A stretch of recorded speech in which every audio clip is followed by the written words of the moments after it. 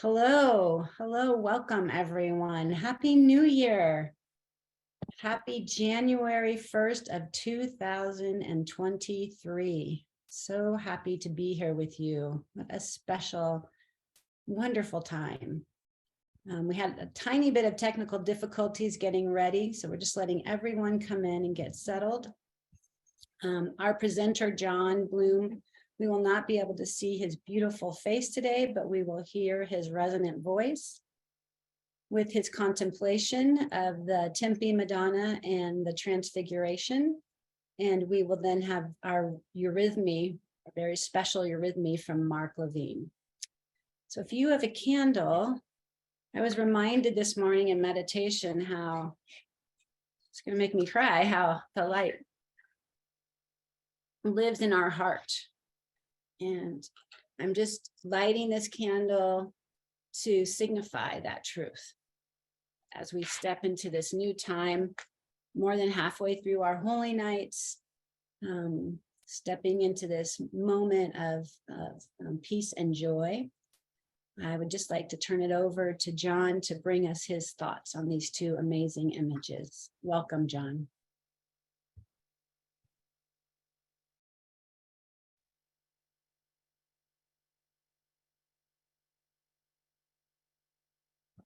We've had trouble finding his way in. Hi, John. Good morning, afternoon, evening. So this is not my normal video circumstances. So thank you. And let's see how it goes. My apologies for the technical difficulties and really appreciate everyone coming. It might be early morning after late night revels or late in the afternoon and you're already exhausted. But thank you for coming and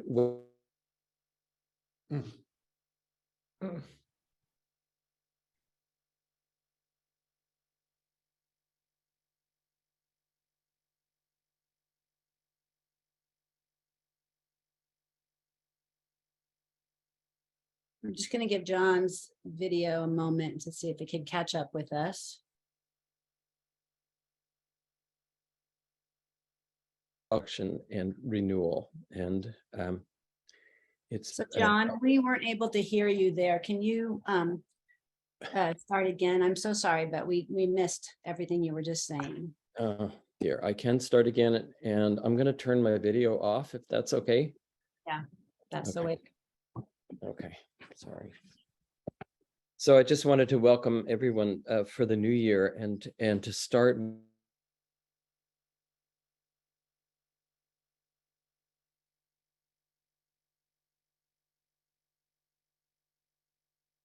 the power and the transformation of fire. And we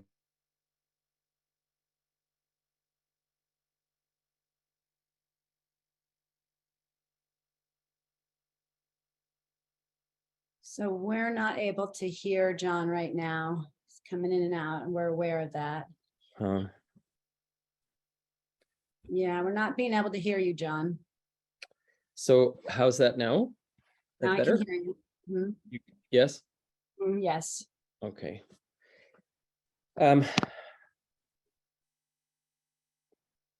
So how far did we get? Did you only hear? Heard a phrase about transformation through fire. Yeah, and that was a reference to the Goetheanum.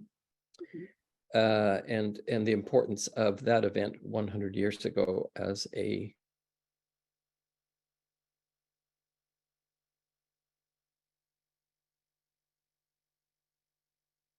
that. So I couldn't start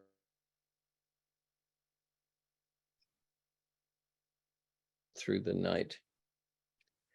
Now, I was given the opportunity to speak about these two images together, and the beauty of the two images together is, of course, a particular challenge because inevitably we go to a comparative framework.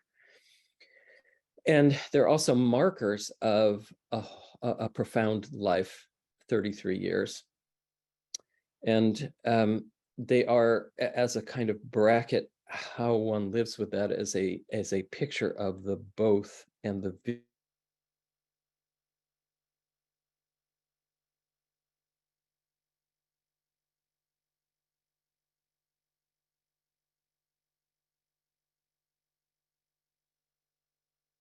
I'm just going to give John a moment, see if we can get that back on.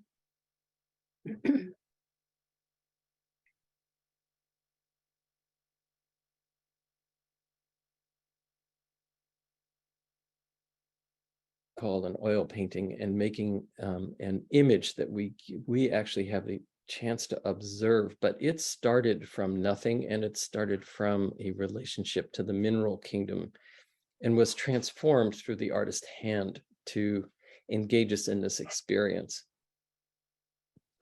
So I'd like to pick up on the theme of the gaze that I know came up yesterday and has surfaced through the time. And with the three figures, we have the quality of gaze of Mary looking at the Christ and the Christ child out in deep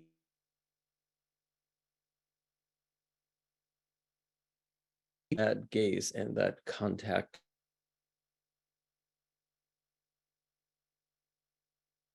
Gaze as he looks out into the world, looking longingly and feeling called and beholding in being called to the service that is to be. And that elbow in that is almost a beginning of a pushing away, wanting to be out in the world. So that quality of devotion and being called out into the world. And then we have Christ's gaze. And that is looking up from the earth into spirit.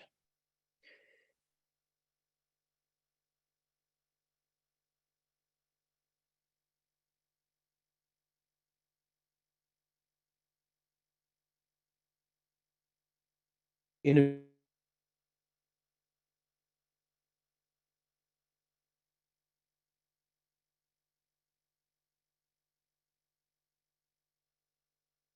We're just going to trust that we're getting what we need and that these words and phrases are helping us to make up our own way of thinking.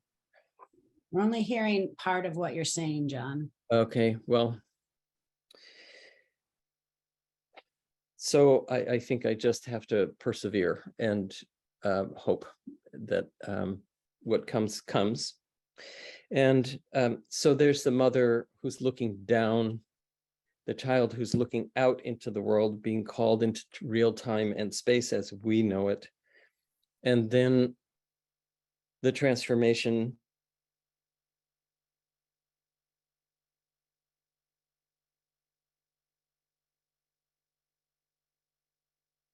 has to hold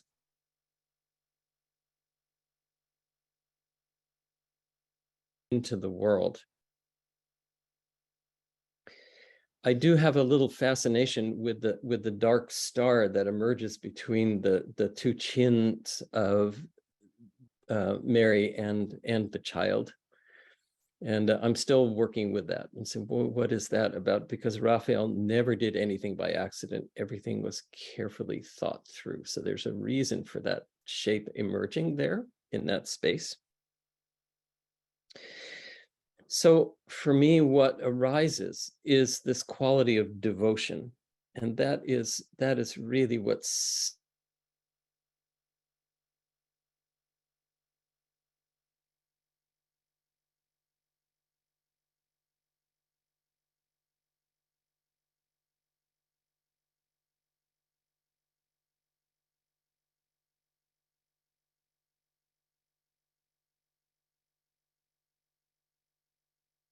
for humanity. And I would say what came to me really from holding this was the lines from the Lord's Prayer saying, "Thy will be done on earth as it is in heaven. Thy will be done on earth as it is in heaven." And that really is moving through both pictures as a connection between matter and spirit and world and image. And I would welcome you to actually take that up as a kind of contemplation meditation during the time. How might that, how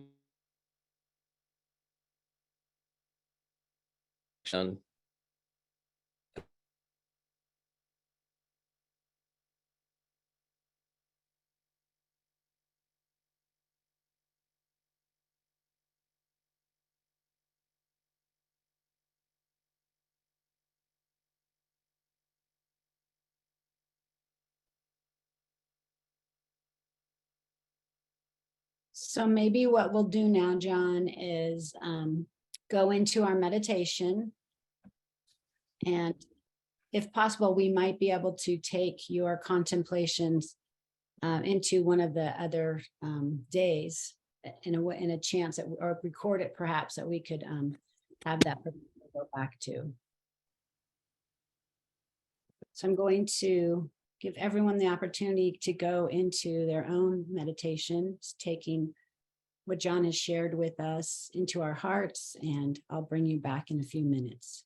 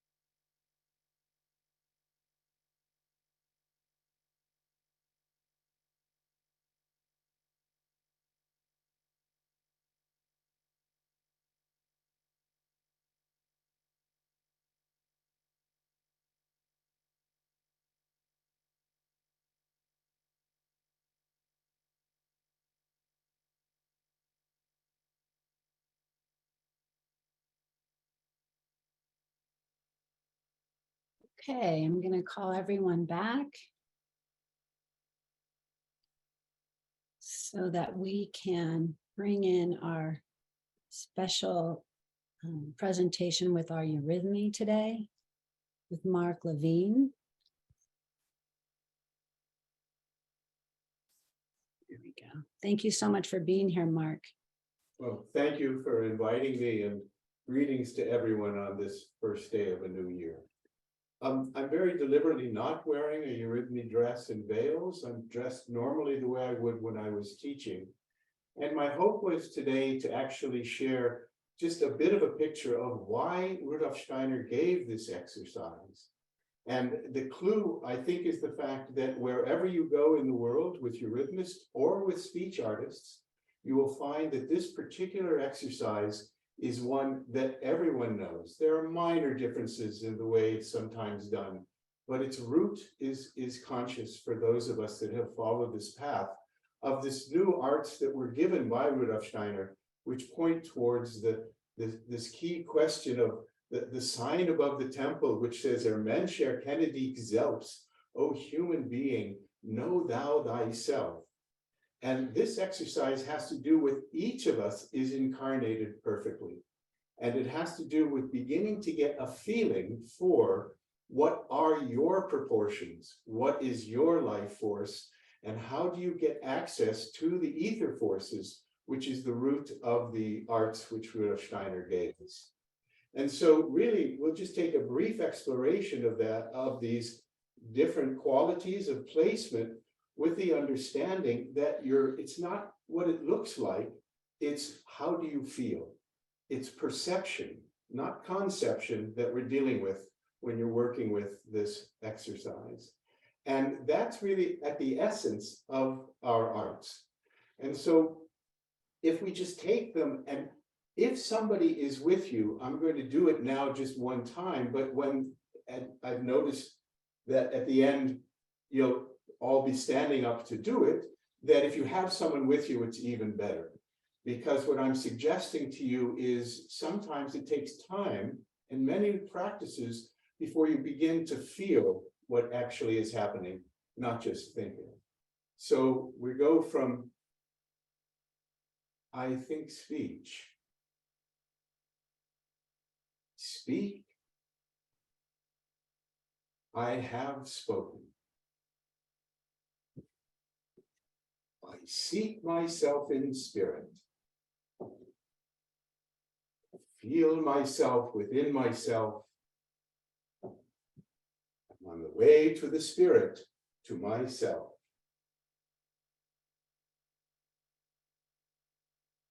We start with the horizontal, all the way right through the hands, but not stiff, but really feeling your horizontal. And it just doesn't matter at what level that is, it's yours. Then the question becomes the opening fingertip to fingertip through the larynx. Then the opening fingertip to fingertip through the heart, but feeling where that is.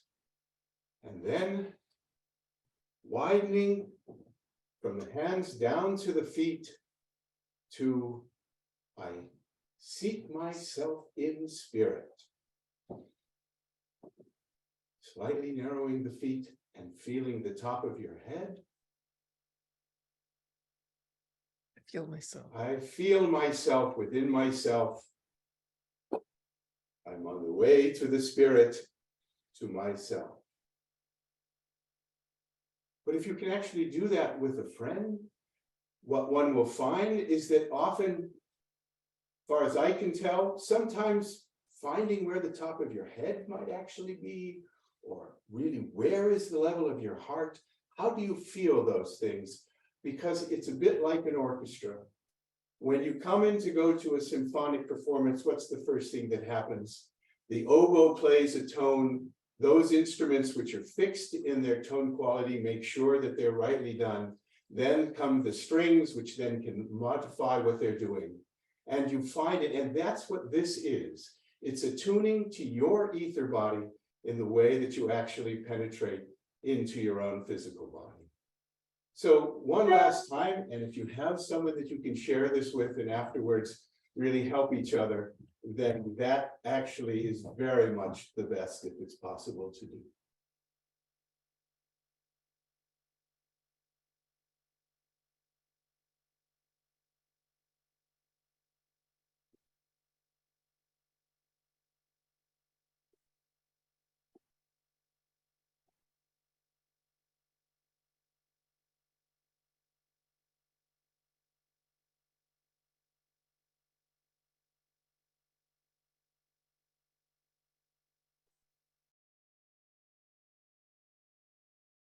I hope that was of some value for you in your work.